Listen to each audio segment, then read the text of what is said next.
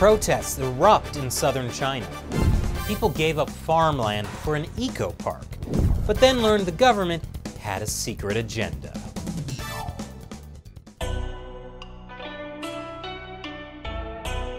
Welcome back to China Uncensored. I'm Chris Chappell.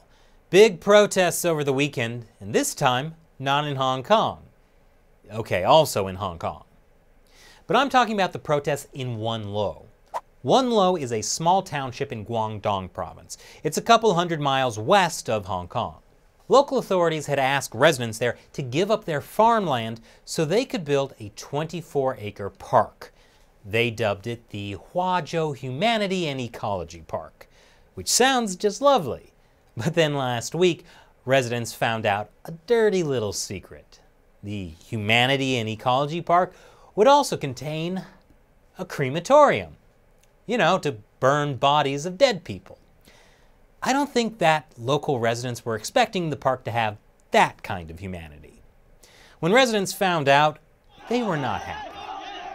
Last Thursday, they went to the local government office to protest. Residents had felt cheated because authorities kept the crematorium secret. Residents were also worried the crematorium would cause pollution and contaminate the water supply. Plus, you know, burning dead people near a residential area is really bad feng shui. The site is close to housing and the source of our drinking water, a woman told the South China Morning Post. We're afraid of pollution. We don't want money or compensation, we just want the crematorium project scrapped. So Chinese authorities did what Chinese authorities do best. They sat down for a dialogue with local protest leaders and, just kidding, they sent in the riot police. These people held a banner that says, "Love our beautiful Wenlou town, say no to crematorium." Of course you need riot police. Holding a banner is very subversive. If you really loved your town, you'd embrace the government's plan to burn dead people in the middle of it. In any case, the protest didn't end well.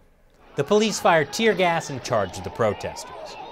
Around 100 people were reportedly arrested and a dozen or so were said to be injured, including a child.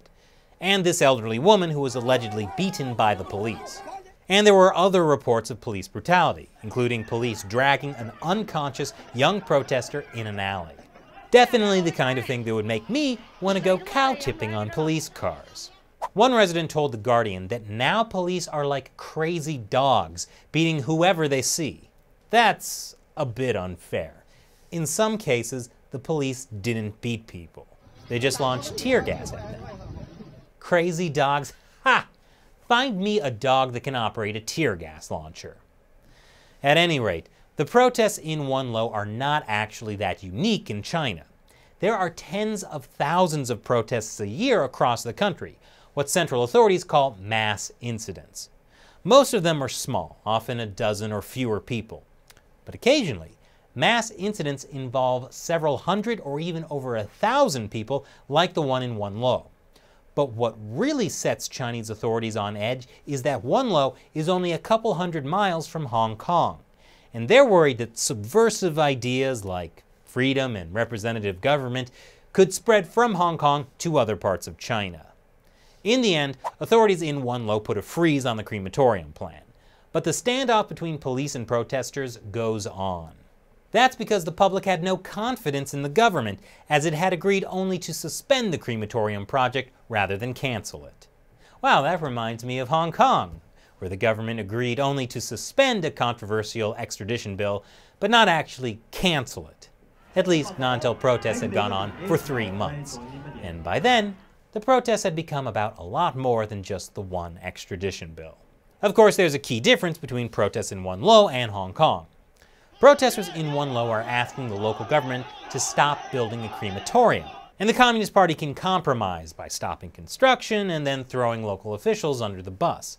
But in Hong Kong, protesters are asking for freedom. And that's a serious threat to the Communist Party's power. So they're not going to compromise on that. So what do you think about the crematorium protests in Wenlou? Leave your comments below.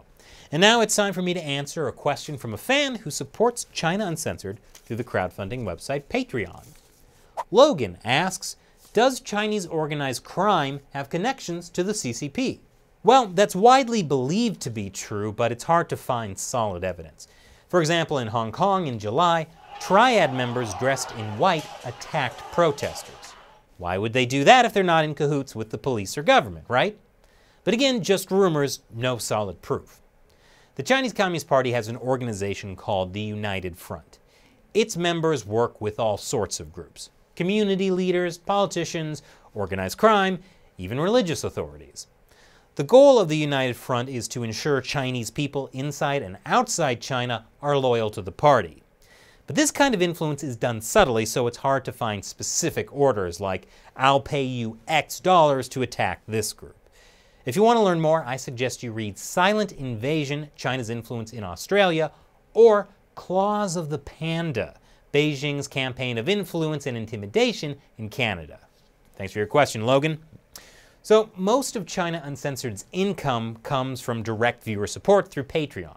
So, as a reward to our supporters, I answer a question from our patrons at the end of some of my episodes. Visit patreon.com/ChinaUncensored to find out more. Thanks for watching. Once again, I'm Chris Chappell. See you next time.